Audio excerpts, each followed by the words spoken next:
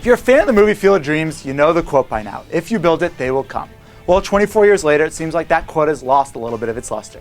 Hi, and welcome to another edition of Venom Vision. For ArizonaSports.com, I'm Dave Dolber. Well, in the movie, Kevin Costner's character is encouraged by the quote to build the dream field in the backyard of his Iowa farm.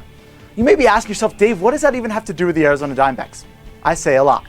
You might not agree with the moves Kevin Towers made this offseason, but the team has been competitive so far, and they look to be in the months ahead. Despite that fact, fans don't seem to be buying it, and they don't seem to be coming. Despite hosting teams like the Cardinals, the Braves, the Phillies, and the Giants, well, the Diamondbacks are ranked 18th in the league in attendance. Only 27,000 fans a night are coming through the turnstiles of Chase Field. Well, that doesn't seem too bad because, well, the team was 18th last year in attendance. If you look at that closely, that's 56% capacity. It's not a good number.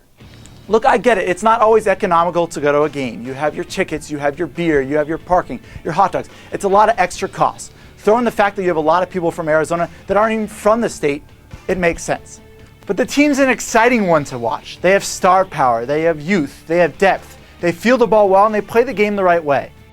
Given the fact also that 28 of their first 48 games were decided by 2 runs or less, you might not find a more dramatic or more entertaining ticket in town. Let's shift gears and head on over to the Around the Diamond segment, where this week I'll talk about focusing on the finish. Last week I praised manager Kirk Gibson for his faith in the relievers despite their struggles. Well, if you praise the man, sometimes you gotta criticize him. It's the scale of fair and balance. Well, for the second time in 2 weeks this past Sunday, Kirk Gibson took the ball out of his pitcher's hand after 8 innings in lieu of the bullpen. In both cases, the pitchers Trevor Cahill and Brandon McCarthy had thrown 8 scoreless innings, and while the bullpen, once they got the ball, they blew the save, and both times the Diamondbacks lost their lead. Look, at least for Cahill's sake, he got the chance to pitch in the 9th inning. McCarthy didn't even get that chance, but still, I don't get either move. I'm not the manager of the team, and I don't care how many complete games they have on the season. But if a pitcher has pitched as well as they have, and aren't taxing their arm with pitch counts in the upper 90s and hundreds, well, they've earned the equity to finish what they've started. The way I see it, if it isn't broke through 8, don't try to fix it late.